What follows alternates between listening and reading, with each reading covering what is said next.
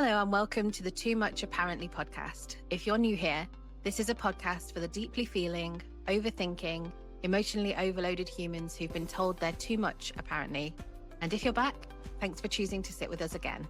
We're Alice and Carly, two therapists who are also just sensitive weirdos trying to make sense of life, healing, and our own brains.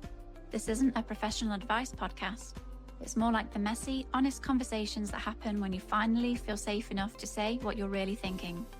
This space is for people like us, the ones who've been called too sensitive, too serious, too emotional, too intense, and have spent way too long believing that it's true.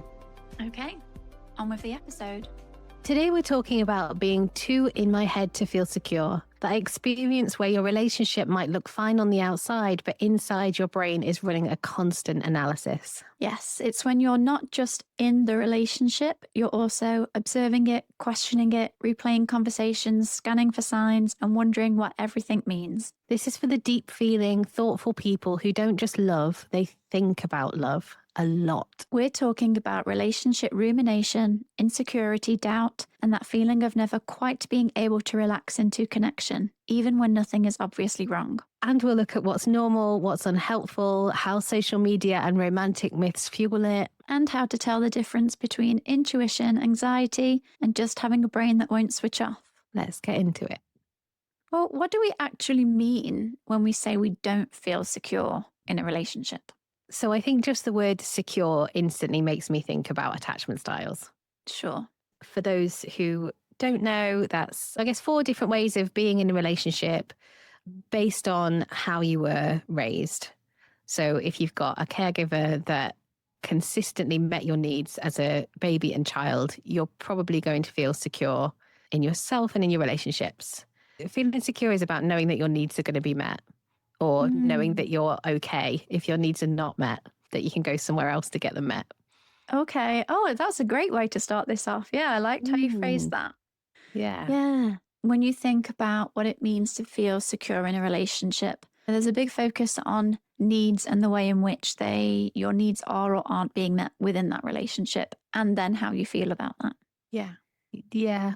I think I'm hesitating on the bit around and how you feel about that, because I think you can feel secure and also ruminate about whether it's the right thing or not. That's definitely an experience that I've had and that I've seen other people have, where they're secure in the relationship. They feel loved, they feel safe, they know that their partner loves them and that everything is good, but they're not sure if it's the right relationship for them. So I suppose this is the 2 sides of this episode, really. Yeah. Is feeling secure in a relationship, and is this the right relationship for me? Yeah. As well as, because I also want to talk about feeling unsure in the relationship because maybe it's not the right relationship for you, versus feeling unsure in your relationship when it is the right relationship. You are secure in that relationship, and yet you're still questioning, should I be in this relationship? Yeah. And so I don't really have a lot of experience with that last type. Those people don't tend to show up in my practice. And it's not really an experience that I have personally either. So, but I guess you'll have more to say on that than I will. Most of my personal and professional experience, I would say, is with people that are really not securely attached, that have had both inconsistent care, maybe inconsistent care from one parent, no care or very little care from another parent, and there really hasn't been someone solid for them to rely on. Yeah, I would say professionally, that's kind of my experience overall. There is some experience with constant rumination on a relationship that is arguably a good relationship. And yes, personally, I relate a lot to this episode. And I've seen quite a lot of conversation about this on social media as well. And more people saying that they kind of specialize in this area in terms of relationship anxiety, where you can't stop the questioning even when you're in a loving, good, solid, secure relationship. Yeah. And how difficult that is. And because I am somebody that questions everything all the time, probably in all areas of life, it does also and has also extended to relationships as well. Yeah.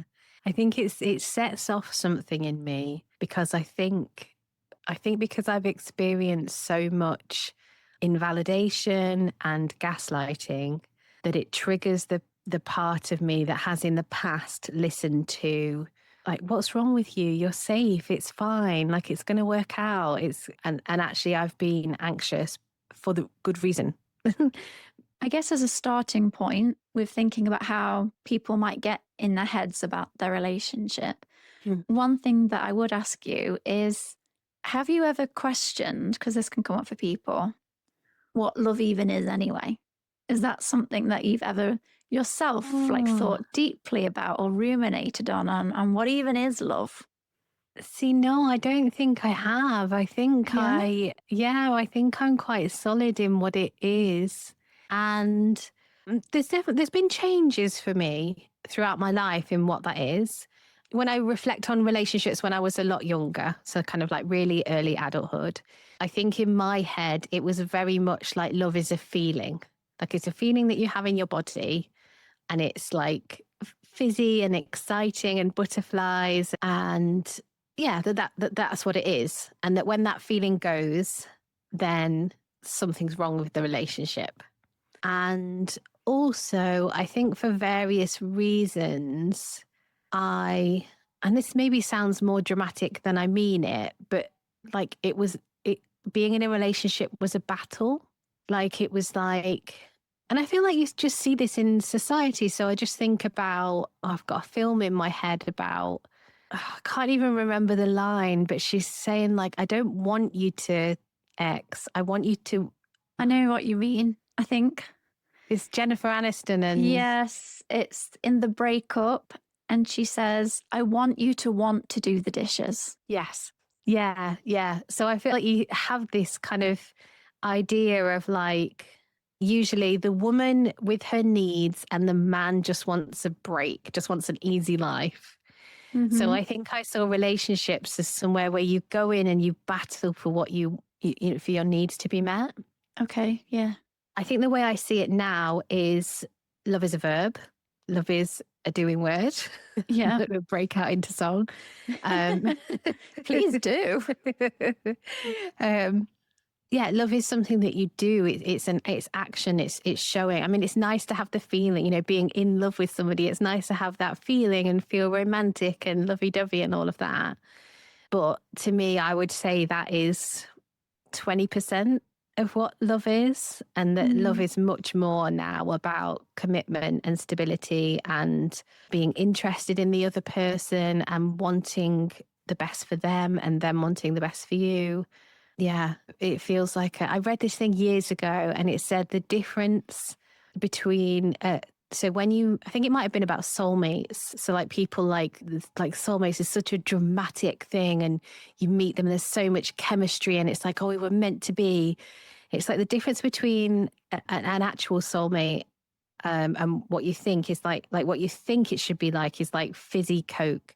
Like it's exciting and it's bubbly and it's fizzy but real love is like green tea.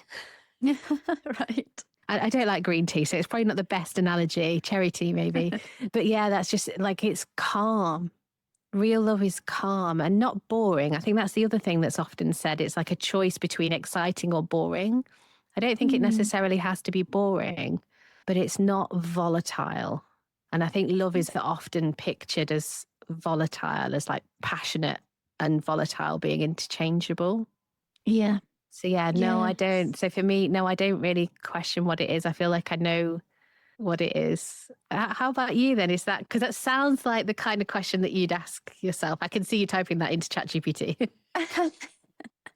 Well, I will answer, but I feel like first I want to, ask you, do you know or have a sense of where your idea of what love is formed and why it feels so solid?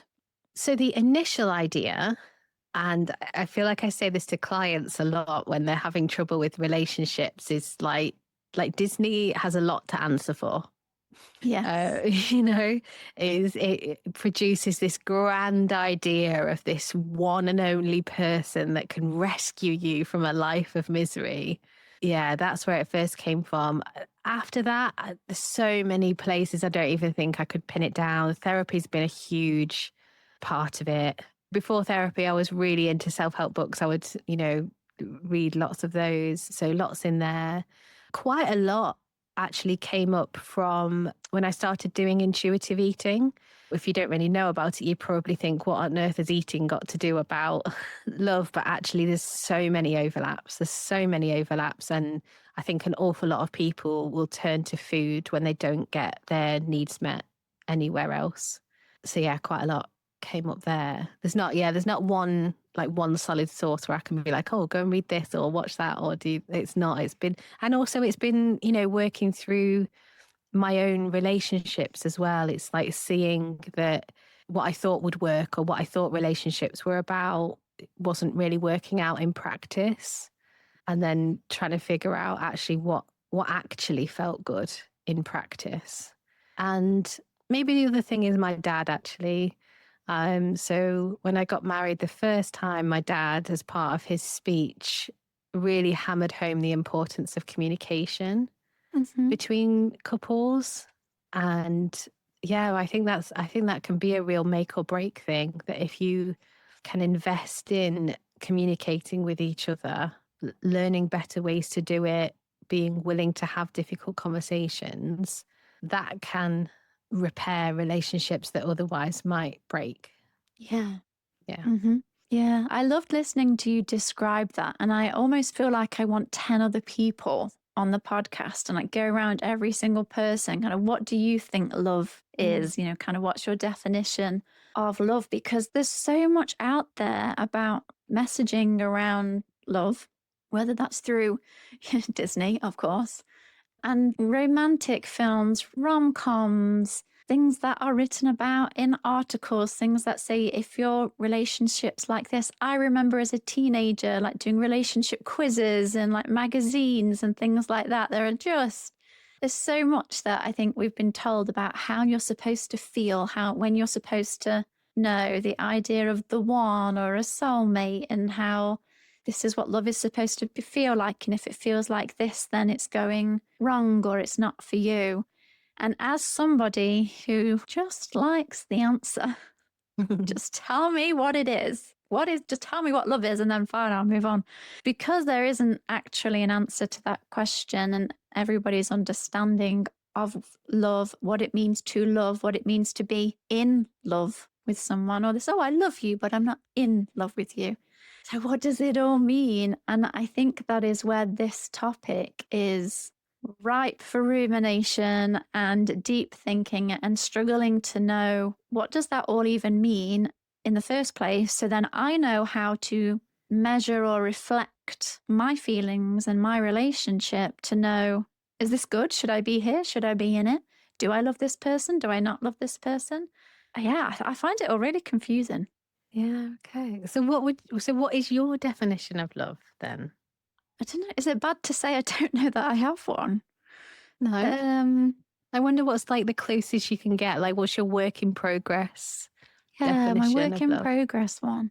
I guess one thing I can say is I know I've moved away from what you were talking about. I like the idea of the fizzy Coke bottle. That's how things can feel inside. I have definitely moved away from the idea that that is love. And it sounds a bit boring and totally unromantic, but I'm now like, that's chemicals and your body doing its thing. And often it's lust. That's that initial kind of attraction and being drawn towards somebody. I don't feel like those feelings last. It's hard because there are some people who have been married for a very long time who say they still have those feelings. So maybe it does stick around for some people, but I don't think that means that they've got it right and we've all got it wrong then. Yeah, I think I've accepted that those early big romanticized feelings of what it means to fall for someone is largely down to chemical reactions, and it largely doesn't last. Yeah. Not in that way anyway, or to that intensity. There might be snatches of that at certain points in life, or certain times where you feel really connected, where you actually do get a bit of that feeling. but it's not something that stick around all the time. I think life's just too hard and complicated and demanding and tiring to keep those kinds of feelings around. It sounds exhausting to think about, Yeah. in those initial few weeks where you can't think of anyone else and you can't sleep and you can't eat and, yeah. How would you live your life with that level of intensity? I just, no. No, but then it is a really nice feeling, isn't it? It's hard when that starts to go away. But I think I do struggle to know the difference, or if there even is a difference between when people describe loving someone and being in love with somebody. And I guess I don't know, is that a thing or is that not even a thing? I don't know. I think of that as, so for me, love it, like you can love anyone, right? Not you can love, I don't mean it like that. I mean, you can, like you love your parents, you love your children, your siblings, your friends, but you're not in love with them. That would be weird. Like being in love with someone is the romantic and sexual element of it. Okay, so that's what you would class as being in love is purely romantic and sexual. Yeah, I think so. I think if I was to say to somebody, I love you, but I'm not in love with you, I mean, I care very deeply about you and I want the best for you. And I don't want to kiss you. And therefore we have a problem. So that makes it sound like in love is purely about sex and physical intimacy. Yeah, I think so. Yeah. Yeah. And romantic love outside of the physical side as well. Maybe. Yeah, because I'm kind of thinking about asexual yeah. relationships where they would very much say I'm in love with that person, where maybe there isn't the sexual side. Yes. Yeah. That makes it complicated. It does. Well, it is complicated. Yeah, it is. Yeah. And I suppose I feel like my mind's a bit boggled now because I came into this conversation like I wasn't even questioning what love was or what in love was. Like it was just clear in my head. I'm quite good at doing that to people. Yeah. I wonder, it'd be interesting actually. I'm almost thinking it would be interesting as a piece of research whether there is any correlation between people who have a fixed understanding of what love is and therefore maybe question it less in their relationship versus if we're struggling to even have that defined for ourselves. Are we more likely to ruminate in our relationship as to, do I love this person? Do I not love this person? Like, should I be with this person? I mean, I don't know, but it feels like that would make sense. If you're not even sure what it is, it'd be hard to know if you have it or not. Yeah. Because what do you have or not? Yeah. Yes. Yeah. Yeah. Yeah. When there are these messages about what love is, if you're then measuring your relationship against those, it can then put doubt in your head if that's not your relationship. Yeah. Okay. Yeah. I think maybe because, so I've been with my husband since 2012 and really before the rise of social media. There was social media back then, but not quite in the way that it is now. Is that I don't get exposed to that kind of stuff on social media. I don't really see that. I don't see people questioning what love is or trying to define what love is in a relationship, really, except for like really clearly, I don't like the word toxic, but toxic relationships, really unhealthy relationships because of my work. That's the only stuff that tends to come up in my feed. You're saying that, making me think about what it must be like to, be submerged in whatever the algorithm is throwing at you and it bringing up so many questions. Whereas for me, I wasn't in that stage. Does that make sense? Yeah, it does. And I imagine that could be the case for the people. But I know my questioning didn't come from social media. Okay. Yeah. Okay. It just came from media. Right. But I think, yes, very much growing up Disneyfied, the idea of true love and falling in love often very quickly or your soulmate. I think when I was younger, I did really believe that there was this metaphorical white knight and where love was like Disney love, or where it was like movie love. And in films and stuff, there's often these big grand gestures that are made often towards the end when the guy's trying to win the girl back and, I don't know, comes down the street with a big parade. I don't know. But films are often kind of like full of these grand gestures or big declarations of love with your boombox outside somebody's window. All of the stuff that isn't common, I think, in real life. Yeah. And if you're like me and you've often looked to films and shows and TV series as a way to try to understand life or figure out what to expect from life, and perhaps that part is related to my autistic self, kind of trying to understand these things. But then when real life's not like that, it's very hard to know, well, does that mean this is wrong then? Because I thought it was supposed to be like this and I thought it was supposed to feel like this, but it doesn't. So that must mean that it's wrong. But it's only in recent years that I have learned about relationship anxiety, where it's not that the relationship's wrong. It's your deep thinking. It's your constant analyzing. It's observing, stepping out of the relationship and observing it and like checking, is this right? Is this not right? Which is, of course, very different to when you have those feelings because the relationship maybe isn't right. So how do you tell the difference? Because my experience is very different to that, in that when I've had those deep feelings of, I don't know about this, it's actually been for good reason. And it's been part of me desperately trying to hang on to a relationship that wasn't right, often because I was terrified of being alone. But it sounds like for you, it's been a different thing in that is that even when the relationship is healthy, there can still be that anxiety. Yeah. So I wonder how you would tell the difference. Well, I think that's a really good question, and one that I don't really know that I have the answer to, except for I think it's when you can get curious about why you're asking yourself those questions and thinking about where it comes from.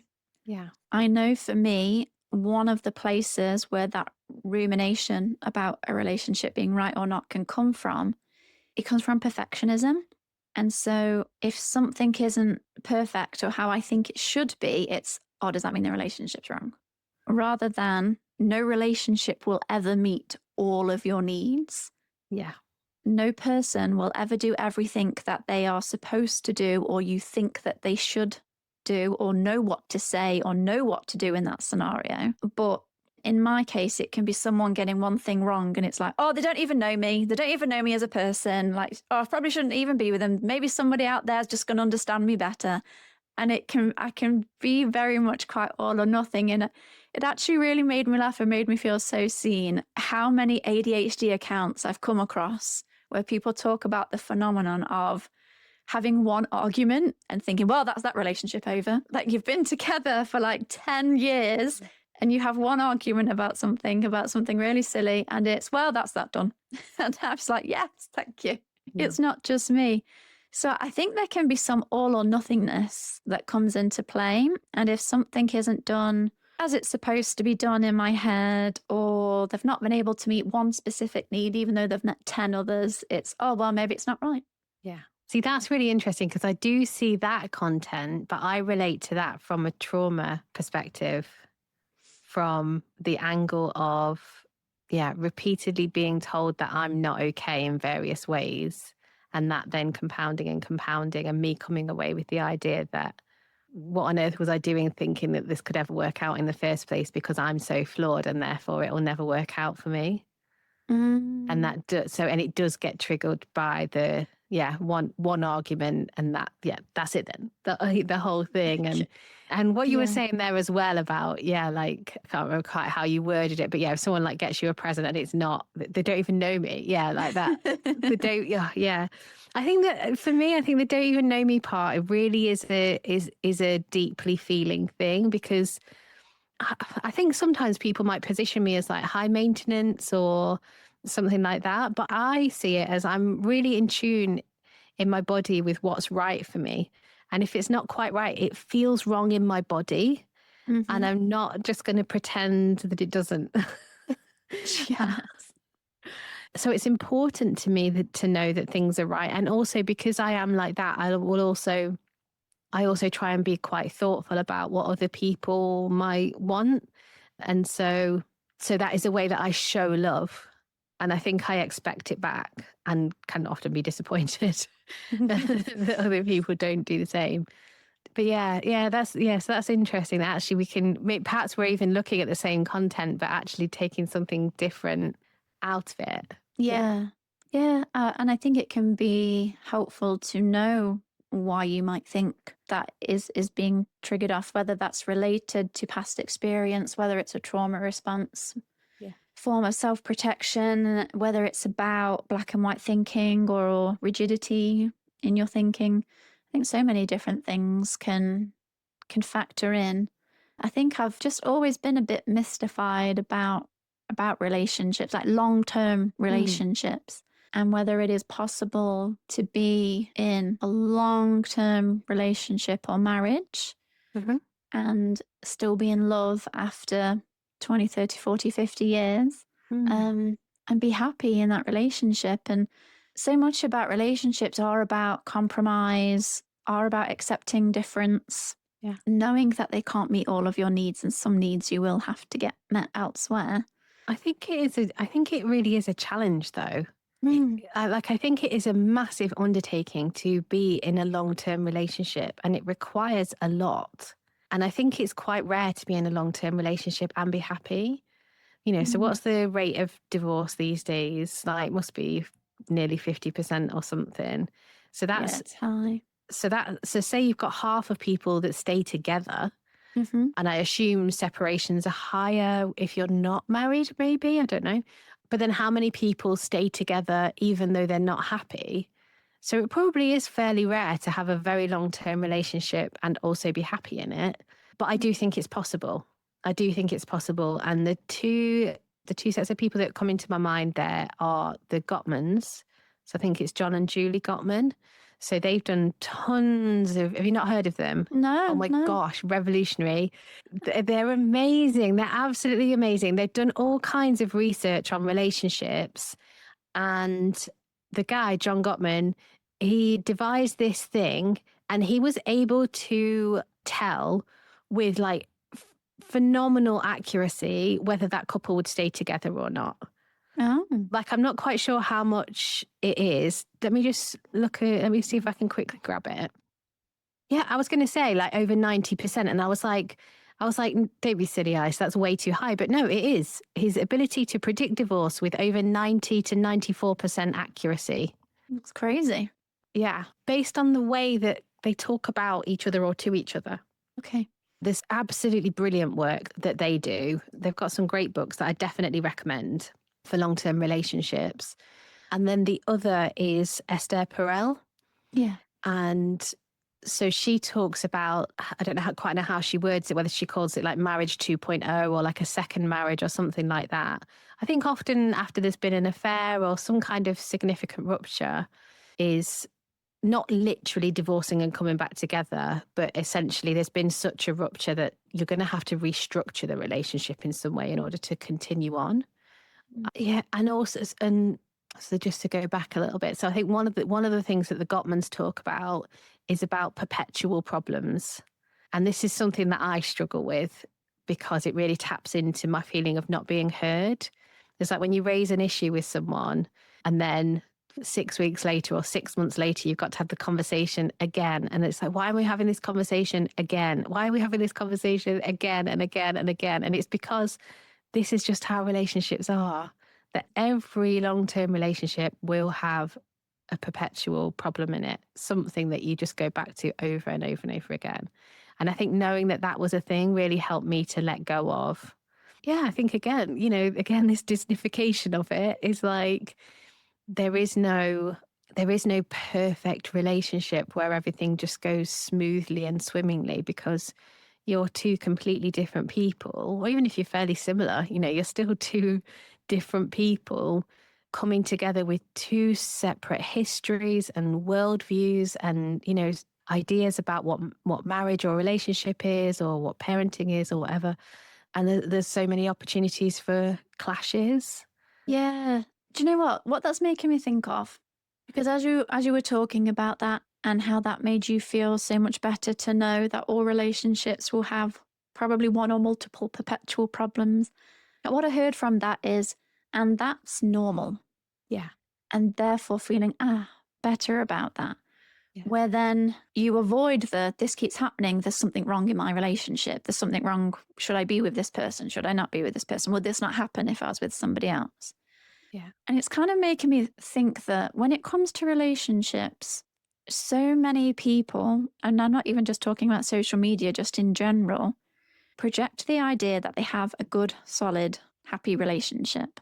Mm-hmm. And nobody knows what happens behind closed doors, Mm-hmm. behind those Instagram posts. But I think that creates part of the problem. People rarely openly talk about all the problems that are going on in their relationships or the things that they're struggling with. Maybe a little bit with friends and things like that. But on the whole, people equate problems with my relationships not doing very well or my relationships failing rather than these problems are normal and expected to have in a relationship. So if we don't openly talk about that as a society, I think it's quite easy to then lead to this isn't normal, this isn't how it's supposed to be, something must be wrong here. Yes. Yeah. And also, I don't know if it necessarily stops the questions entirely, because I do have that perfectionist streak and, my trauma history and whatever. Those questions can still come up, but I think I try and frame it more as, can I live with this? Can I, even though this has come up again, can I live with it? Can I recommit to this relationship again? And this might be something that, I'm not suggesting that there are endless, like massive dramas. It can be something tiny, like the shower dripping. So I can't stand it if my husband goes for a shower and he doesn't quite turn it all the way, and then it's dripping again. And so like I'll say something and then for like a while it's fine and then it's dripping again and I'm like, it's dripping again. And then if it drips the next day, I'm like, it's dripping again. And there are parts of me that are quite reactive that can just be like, I'm not suggesting I would leave my husband over a dripping shower, right? But it isn't about the dripping shower. It's about the not being listened to. It's about the not being listened to. But yeah, I think there is something about recommitting again and again and again. And also, I also think the fact that I've been through a divorce changes things as well. Yeah. So I think when I separated from my first husband, there's an awful lot that I could say about that. One is that I thought my happy ever after was over and that I would never have it again. So also that kind of changed my view on love, that actually it wasn't just one happy ever after because I'm happy again. But I know what it involves to get divorced and that it's not just as simple as this doesn't feel right, let's start over. I think that's part of my perfectionism as well. Is like, if something feels like it's got a bit messy, just start again, just start over again. But obviously you can't do that. You can't do that so easily when you've got married or, especially if you've got kids, there's a lot more to think about. So yeah, no, it doesn't necessarily stop the questions, but also I think the questions can be healthy in a way. I don't think health equates to never asking yourself the questions. Yeah. I think there's definitely a balance of checking out, is this still right for me? Is this still what works for me, for us, for our family? Yeah, I think of it, I don't know, almost like a questioning spectrum where there's kind of the healthy end of questions that are useful to ask yourself and check in on any relationship. Then I think there's the middle section where maybe I sit, where things start to tip more into ruminating. And it's not something you think about for a bit and then it goes away. It's kind of always there on some level in a way where it's not actually helping you. Yeah. And then I think on the far end of the spectrum is where you probably might need some professional help where it's becoming more of an issue. For example, relationship OCD, which is something that I came across a couple of years ago. And even though I know I don't have that, I related a lot to what it was talking about. I think if you were to have relationship OCD, your ruminating about your relationship would dominate you're thinking all the time, where it starts to have a significant impact on your life, Yeah. then I think at that point it would be really helpful to get some professional help and advice. Yeah. But it would probably be more appropriate for me to say I recognize I have traits of relationship OCD rather than meeting any sort of diagnostic criteria. So I guess there's a realm in which it's healthy, a realm in which it's actually really harmful to you now, and maybe you need some support. And then kind of like that bit in the middle that I relate to. And the way in which I've come to understand it for myself is it's not actually about the relationship. It's about my intolerance of uncertainty. Yeah. As I said before, I like to have answers. I like to know things.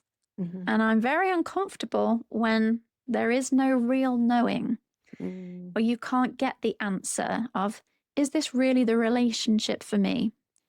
Or is there someone out there that is more better suited to me that I could be even happier with? Every single person on the planet could ask themselves that question. You don't know. No. You have no idea. You could be in a marriage for your whole life and never know that there could have been someone out there who may have been even more suited to you. Where my ruminating and my questioning and the anxiety comes from is not actually having the answers and just having to decide and make a choice anyway. So when you can understand where it comes from, knowing that mine's about uncertainty and knowing that mine doesn't just extend to relationships, I question everything about my life all the time. Yeah. The reason that it creates a problem is because no amount of rumination will ever lead you to clarity, which is what we're searching for when we're asking ourselves these questions, going round and round. You're trying to get a clear answer, and then you can feel safe in your body and in your choices and go forth. The annoying part is we know that, and yet we still do it. We still struggle to stop. But if it's helpful for people, studies do show that if you have high self-awareness and emotional sensitivity, it does increase the likelihood of relationship rumination, especially when you're under stress. Or if some sort of challenge then comes up in that relationship, you're more likely to ruminate even more. Yeah. So it does seem like certain brain types maybe are more prone to, struggling with something like this. Which makes sense, doesn't it? So when you're saying so you've got your spectrum of ROCD, relationship anxiety, healthy questioning, that also the spectrum extends the other way to not reflecting on your relationship at all. Yeah, good point. Yeah. That if you are somebody that tends to be down this end of the spectrum anyway, that's more likely to come up. Well, earlier you asked me the question of how do you know when you're questioning because maybe there is an issue? Yeah. Or because it's related more to anxious rumination.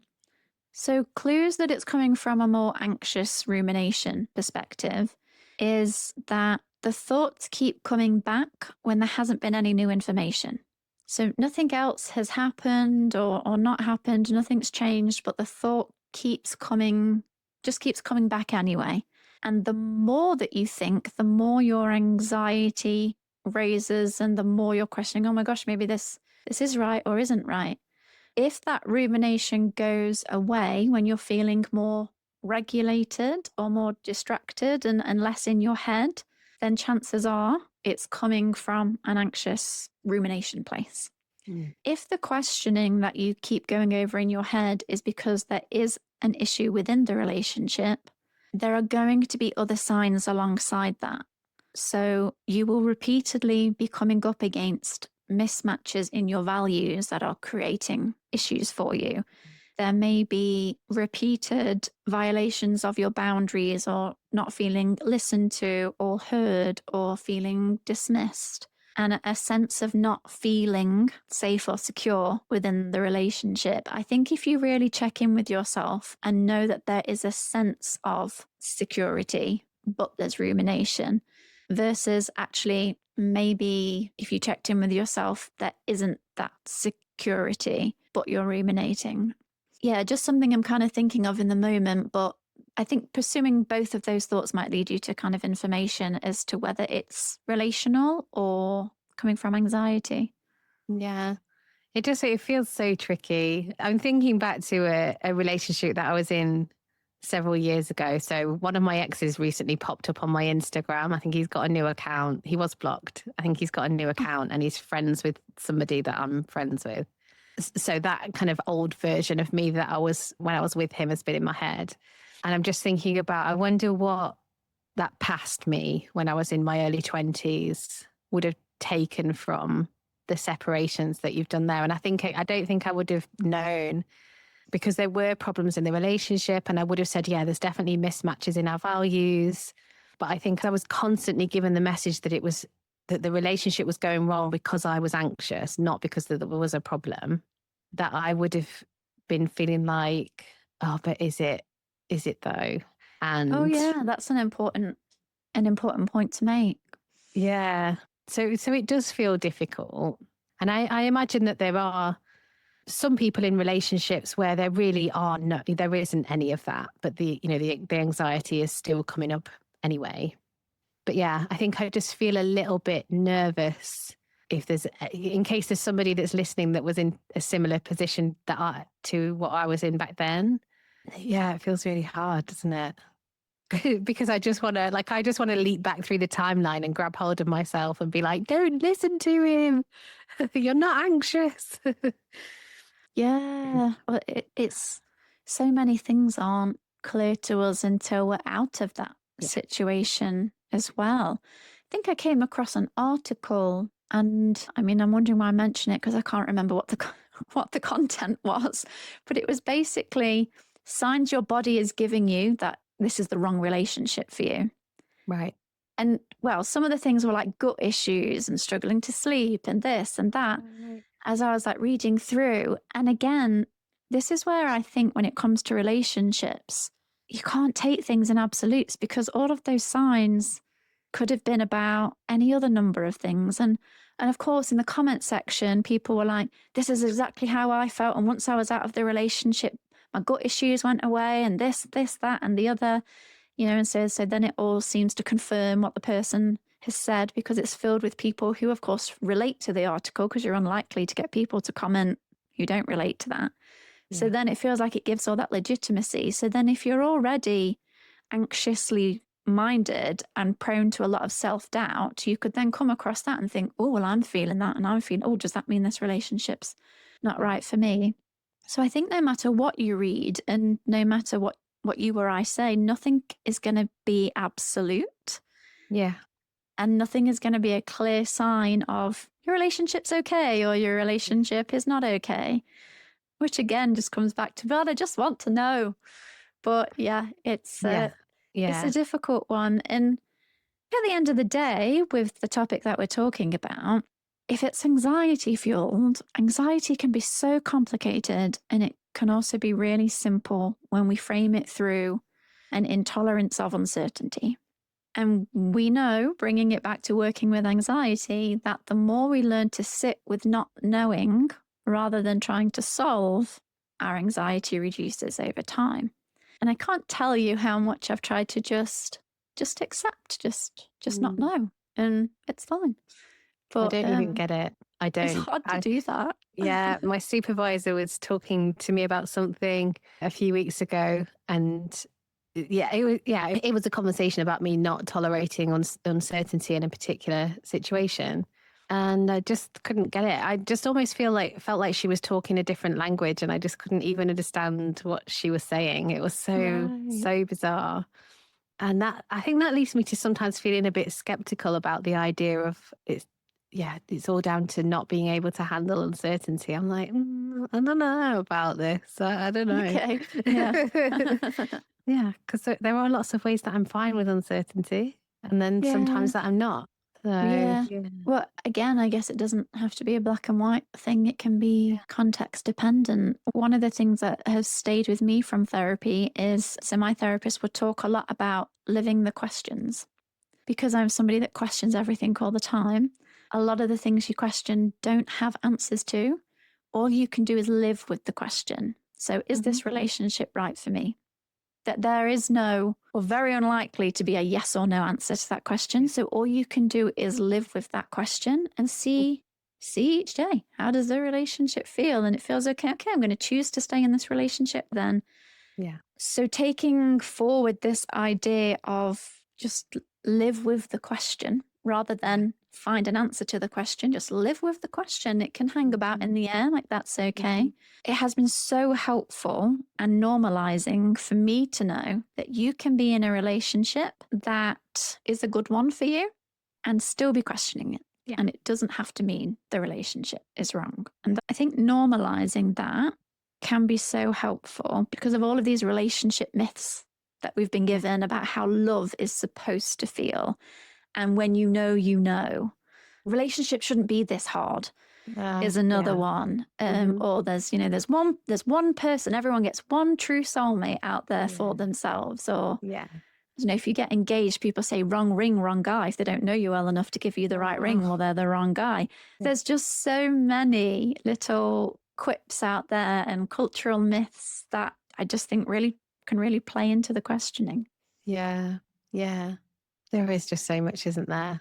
And I can't even remember what you were just saying a moment ago, but I was like, it's going back to certainty again, because you were saying about so if you're in a relationship and you're questioning it, it doesn't necessarily mean that it's not the right relationship, but also it could.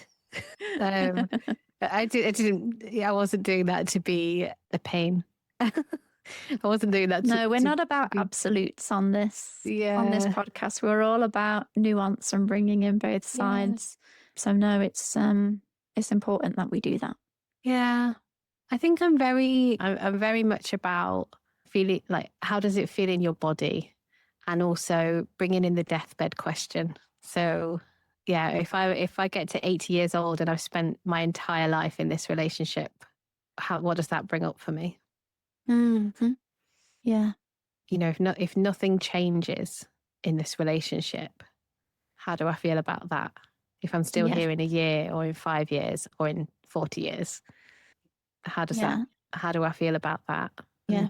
I think that's a good question because focusing on if nothing changes, I think that's the helpful part to think about because it's so easy to romanticize romance. Yeah. And have this romantic idealized version of what you think it's supposed to be. And then when reality doesn't match the fantasy, thinking, well, it must be wrong then. Yeah. Whereas when you focus on this is how the relationship is. Yeah. If I accepted it as it is and not hoped for change, if I don't hope that one day my husband will never leave the shower head dripping ever again, can I still stay in this relationship knowing that? Yeah. Yeah. It's so hard not to tie up these episodes in a neat bow. Like the I know. I urge always is feel like I so want to strong tie to be them in a like, neat bow. Yeah. to just be like, oh yeah, but if you think about it this way, here's a neat answer for you. It's so, yeah. Really. I almost feel like I want us to get back together and try to figure this out a little bit more, to give a little bit more, Yeah. a bit more clarity. But I guess we never can because because essentially it comes down to what's right for you. Even if everybody else in the world thinks don't be in this relationship, or I wouldn't stay with somebody like that, or I wouldn't stay if I felt like that, it might be the right thing for you. I mean, if everyone else in your entire life is saying don't be in this relationship, I mean, consider what they're saying. But also it might be the right thing.